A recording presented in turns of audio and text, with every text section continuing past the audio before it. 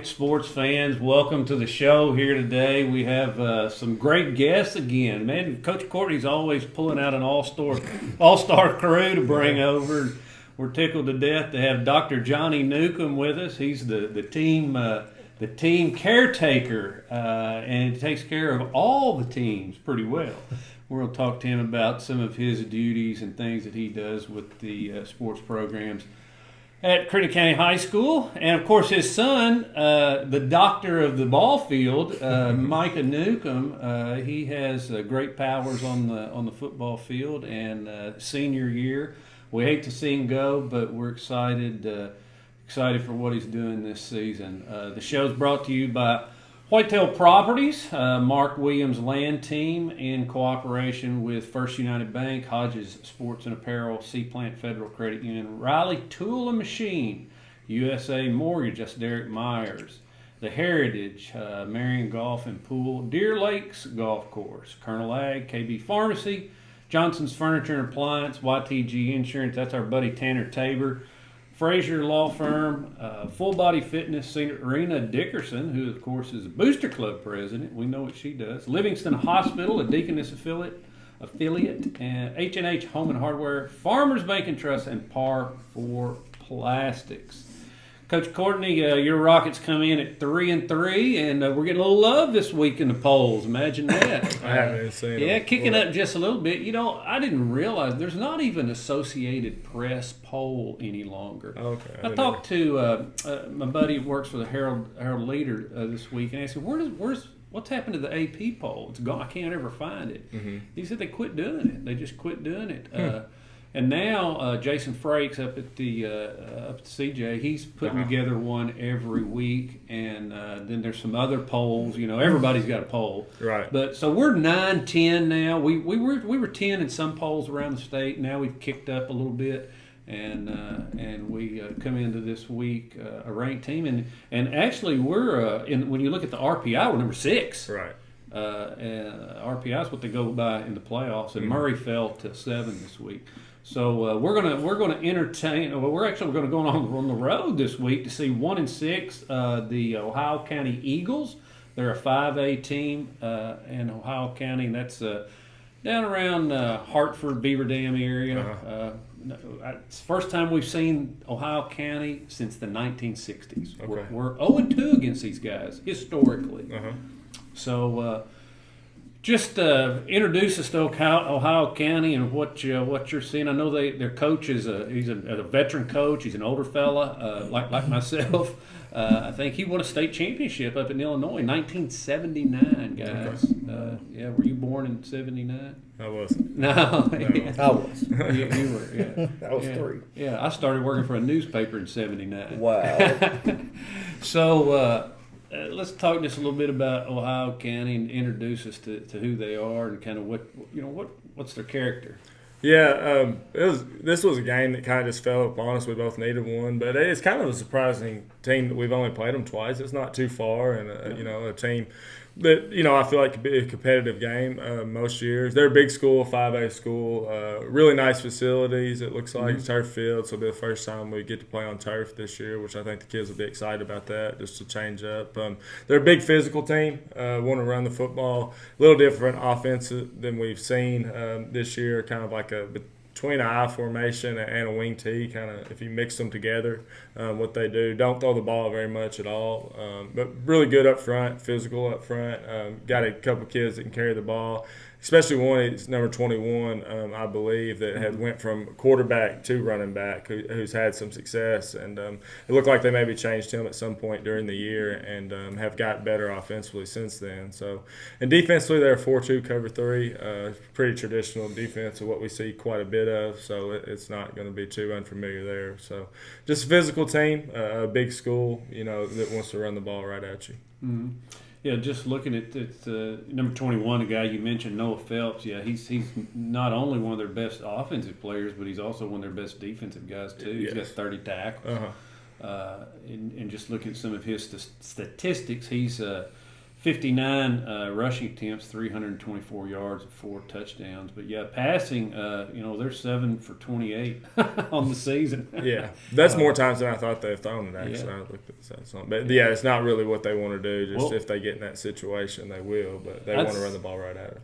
Perhaps one of the reasons they're not throwing it too much is they've thrown for 0 touchdowns and 4 interceptions. Yeah. So I think when they're getting in like bad situations when they're throwing the ball, so they're down a lot. Or it's 3rd and forever, and the defense knows you're going to throw. It's not very, it's not a balanced attack. They want to run the ball right at you. I mean, they're going to line up 1st, 2nd, 3rd down and run it. If there's any question about it, it's going to be a run play. Back 40 years ago, all the coaches says, They'd say, why do we want to throw it? There's 3 things that can happen when you throw the ball, and 2 of them are bad. Yeah, I've heard that before. Yeah, but these days we talk about it all the time. It's pass happy, Yeah. Owensboro Catholic the other night against us, 2 weeks ago, threw 26 passes in the first half. Yeah, it's where the game's at now. A lot of times. 26. I'm sure Micah's happy about that. Yeah, I like throwing it. It's a little more exciting than just handing it off. Yeah. Well, you got to where you run it about as much as you pass it nowadays. Yeah, I do get a pretty balanced run to pass plays, I'd say, during a game. Yeah. I usually run close to as much as I throw the ball. Yeah, well, you're our leading rusher and our leading passer, too. Well, I didn't know I was the leading rusher, but I assumed I was the leading passer. I don't think there's anybody close on leading. Honestly, I don't even know. I'm assuming, I know you've carried the ball a lot more than anybody else. I'd have to go jump in here and look at the stats, and I'll do that in just a second. So, Micah, you watch a lot of film. What are you seeing on Ohio County? Just like Coach Courtney said, they run a cover 3, a 4-2. I know our linemen have been talking about how they wanted to see a 4-man front. I guess it's easier for them to block or just scheme-wise or whatever.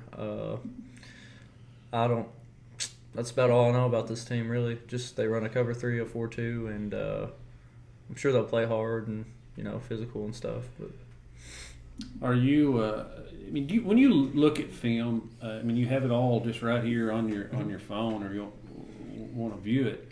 Do you look at all their pass coverage, looking to see things that you can exploit? What are the kind of the first things that you start to pick out? Is it you look at their DBs, their drops? What do you do? Yeah, I'll usually look at like their DBs and like their tendencies. Like there's some teams the DBs will like as soon as the ball snapped, they'll drop really quickly, get really deep and see where we can just throw the ball out quick to the outside.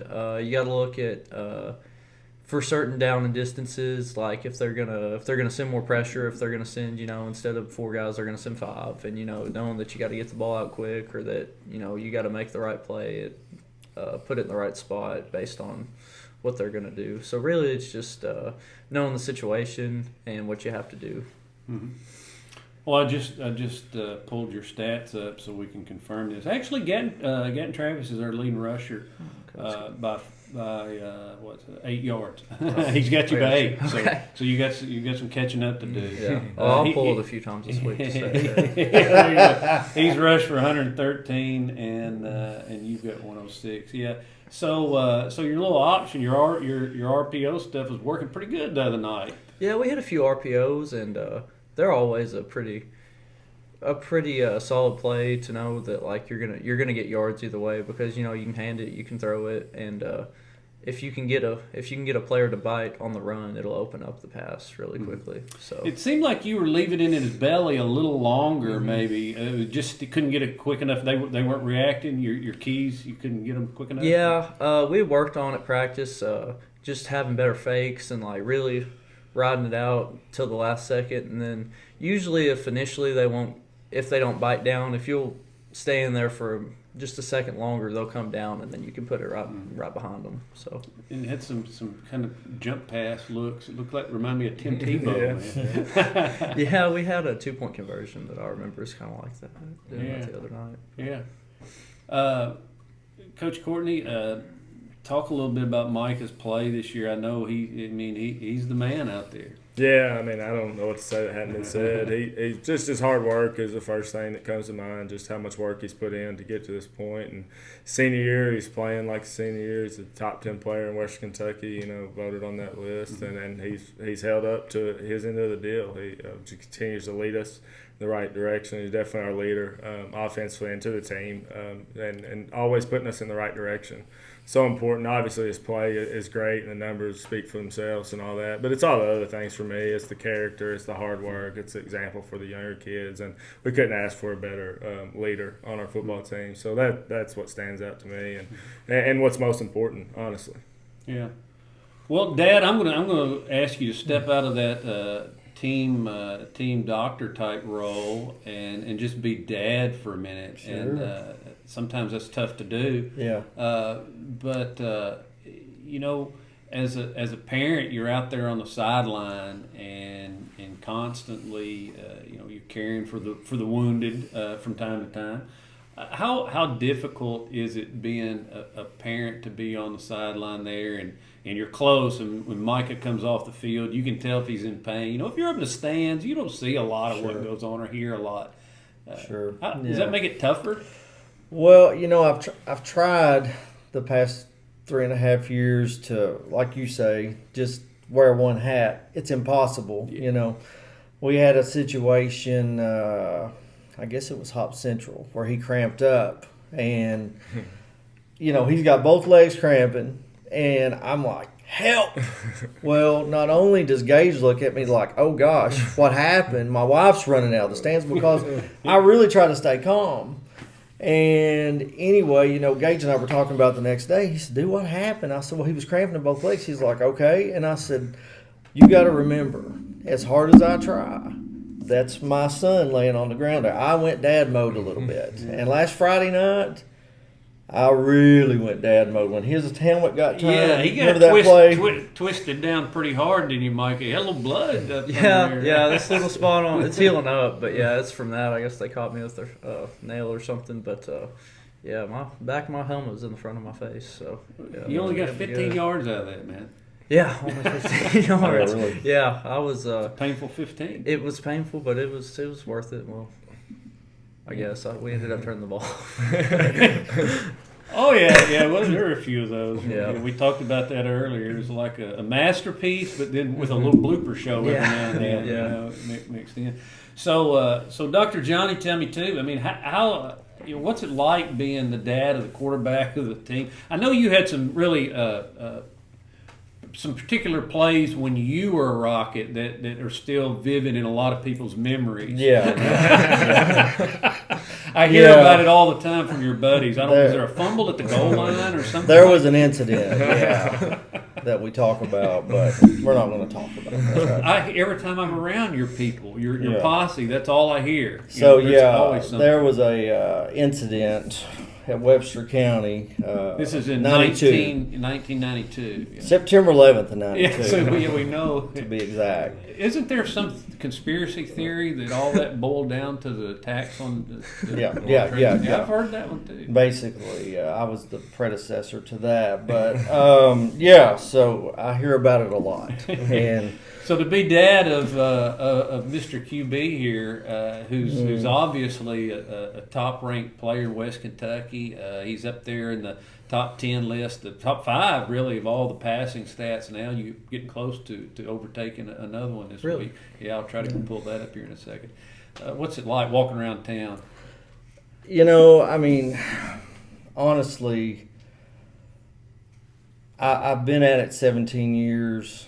A lot of kids that I've been proud of. Obviously, as a dad, you can't help but shine and be proud. But he guides me in that because he is so humble. Mm-hmm. And, I'll send him something. He'll go, dude, that's crazy. Mm-hmm. Like, really? Like me? Mm-hmm. So he has led me in that. There's days I want to jump out of my skin and be like, man, that's my kid, and really looking back,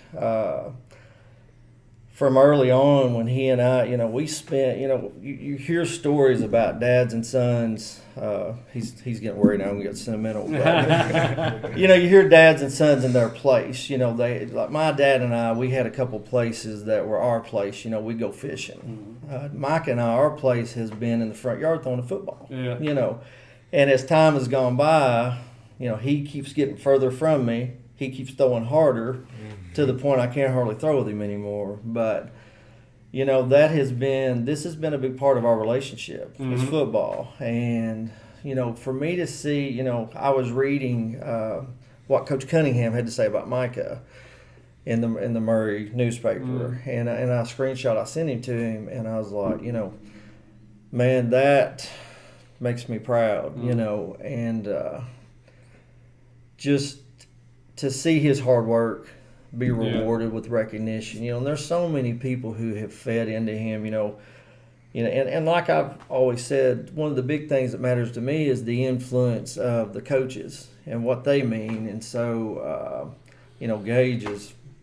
So I took care of Gage, which really makes me feel old. But took care of me when you were a team. Yeah, yes, I was his for 3 years. Right. I took care of him when he played, and you got to be careful taking care of this guy. He's a pretty big fella. Well, he pretty much told me no at all times. Gage, you need to come at no. So. But anyway, the influence he's had, Coach Thompson, I can't say enough about Coach Thompson, what he fed into Micah. He had him out there in 4th, 5th grade on that practice field, just the two of them in Avery. And so for those things, I'm so grateful. It's definitely been a blessing, to put it lightly. Micah, your dad brought up an interesting question for me. So, throughout your career, I mean, at every stage, there are coaches who stands out. Who when you leave high school football and maybe have a family of your own later in life, and you're going to look back and remember so fondly all this. Who are the people you're going to remember? Well, the other Coach Courtney really is a big one for me, Jacob Courtney, because we started with him in 3rd grade. He was an assistant in 3rd grade, then he was our head coach in 4th grade, then 5th grade he wasn't, but then 6th grade through middle school, and then he's still on the sidelines on Fridays. So. And still the middle school coach. And still the middle school coach, yeah. So he definitely sticks out in my head. Coach Thompson, like you said, I worked a lot with him as I was growing up. Rusty Minyard, he was always there. Yeah. He was, he's just a lot of good memories. Rusty was a good football player Rusty too. was He was a good running back. Coach Courtney here. Actually, the first time I played for Coach Courtney was in 6th grade basketball. I think it was the first time I played for him. But Coach Barry, taking over my sophomore year. I guess that'd be. Yeah, all for him. Coach Brown too. He was a big part of it. Mason Myers, man. Oh, Mason Myers. Yeah, I forgot about Mason. Yeah, Mason. Yeah. So it's always fun to think back of who your favorite coaches were. And I told you I was going to pull up some of these stats. Passing yards in a career, you're number 4. Okay, I'm going to tell you who the next guy on the list is. I think it's Coach Barry. It's your offensive coordinator. That's right, Austin Berry. He's got 3,744. You have 3,379. So, about 80 more yards, and you're going to overtake the coach. And then you get looking at Luke Kreider at 3,900 and some odd. And forget Hunter Boone. I don't think we're I'm there. not That's catching 6,700 him. yards. Yeah, that may be one of those unbreakables. That one might not ever get broke. Yeah. But then passing yard, you're up there in all of them, and it's all online. Andy Hunt does such a tremendous job of keeping up with all this stuff and putting it on the Rocket website. He takes care of compiling all those stats every week and putting them into a form we can all have for posterity to archive them. It's great. You can look back and see what you did. I remember when I was a player looking at all that stuff. It was important. I like to see it. Yeah. You don't look at it now as a coach? No, I don't look at it anymore. I don't know. I'm not sure. The coaches look at all that stuff. You can be looking at other teams and stuff. Yeah. So, All right, so we're going to take just a moment and scroll our sponsors here and let you take a look at them. Please stop by when you can and support these fine folks who support Rocket football and Rocket athletics.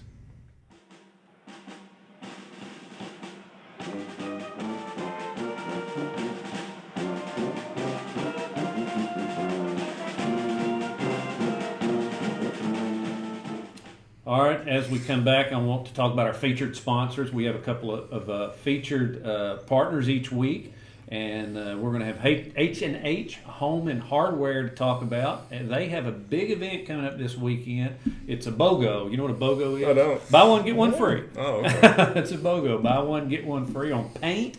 Stop by there and see Shana and David and Alan and John, all the rest of the team. Hey, second best team in the county right now. Rocket football is number one.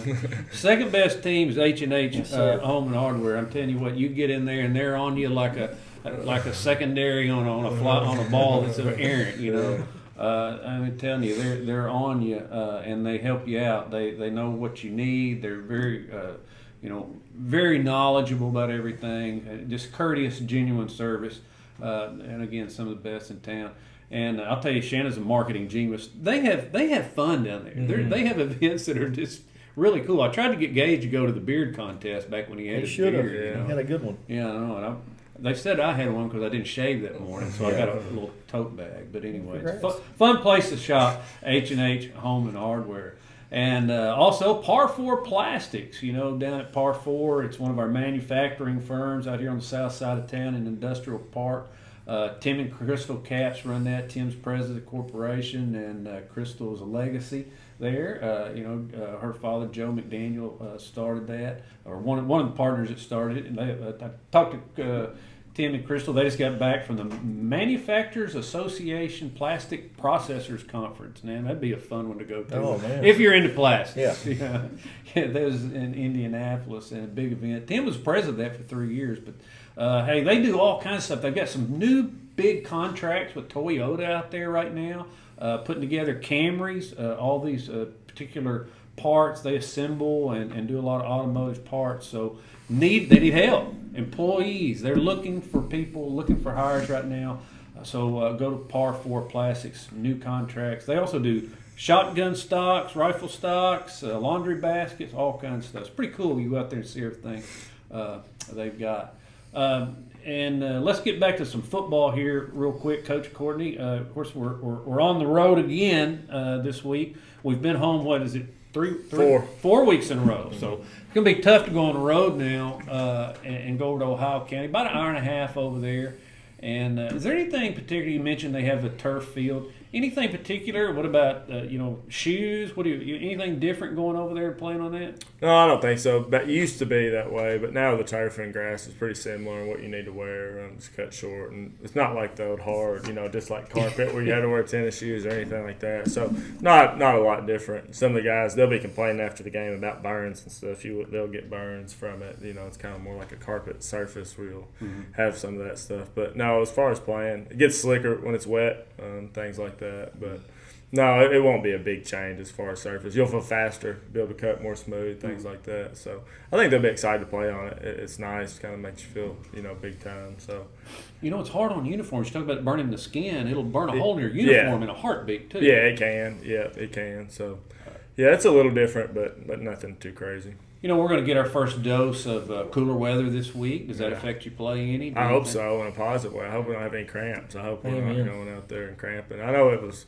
just unexpected this late in the year, but I know it's been hotter. It was hotter last week than, It's been hot, and I tell you, muscles cramp. Yes, sir. Yeah. Sometimes stronger the muscle, the harder it's going to cramp. Yeah. And, it just happens. Yeah, I even talked to my mom about Caden because he's, and I'm like, is he eating, drinking? And I'm checking all his boxes. She's like, I've got him everything. He's doing everything. Like, I don't know what else. So sometimes it just happens, It may just, I don't know, for whatever reason. You put strong muscles in under stress, Dr. Johnny. You can speak to that. Oh, yeah, absolutely. A lot, and that's a good point. A lot of it is, these kids, they lift, they build those muscles up, and hydration can be an issue at any moment simply because those muscles require a whole lot of hydration. And, they're out there. I mean, we warm up for, an hour before the game. So, we got a full game going. A lot of them go both ways. So, inevitably, we're going to get some cramps. And it's key to hydrate the day before. Oh, right? amen. Yes.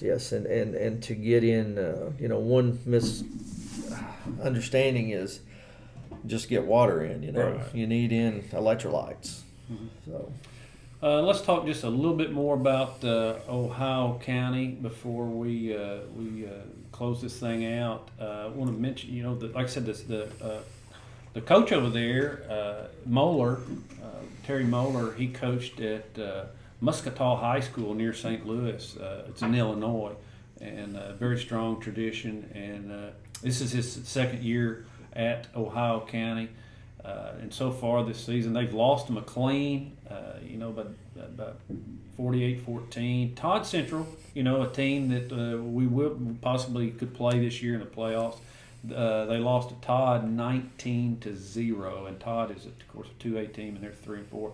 Lost to Hancock County 37-0, and Muhlenberg County. They had a loss 28-14, and that's kind of surprising. That's a team they've beaten the last few years. Muhlenberg County is really the only win was against Edmonson County, and there's another team. It's a 2A, and they're 1-6.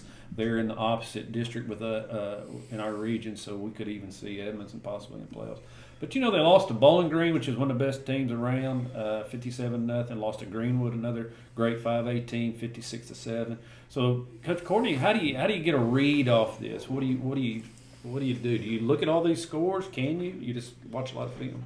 Yeah, I mean, just take them all with a grain of salt. A lot of those are early, and then I watched the Edmonton film and really thought they had some switches offensively and got a lot better. And then they go and play Greenwood and Bowling Green, who are top teams in 5A. It's just tough to see, to get a physicality. I know that they're physical. You can tell the way that they're handling even those two teams up front in certain situations, that they're a really physical team. So I know that we're going to have to come out and be prepared. And I told the guys, just 1-6, just don't pay a whole lot of attention to that. It's a big school. It's played a tough schedule. So we just got to make sure that we're ready to play. And it's the same story whether it's a great team or the worst team. It doesn't matter. It's just all about us and executing and playing the same way. So as long as we do that, that's all you can do each week. So it's the same story when you're talking about playing a number one OCAF coming in. Yeah. It's the same story if you're playing a one. It's always the same thing. Nothing should ever change in the way we prepare and our mindset coming in. We should fear nobody and respect everybody. So that's what we plan to do. Well, can you, in the next minute or so, recap the Murray game for those who've been living under a rock? We talked about it on the podcast on Monday, but a lot of people that watch this show may not have seen the game. They may have read what happened, but it's just crazy, wasn't it? And we're going to get Micah to chime in some on this too. Yeah, he can give his perspective. I've got mine if you. Well, I would just say the game had a lot of back and forth sometimes, a lot of ups and downs, but we never quit playing no matter what happened. We get up early, we're up 8-0. We scored first. Our defense got to stop first, and then I go out and we're trying to get a first down. We're down by the goal line. It's fourth down. And I fumble and they take it back. But we kept fighting the whole game, and we had several times the ball would be they get it back in the red zone towards the end of the game, and the defense just came up with huge stops. So even when we were.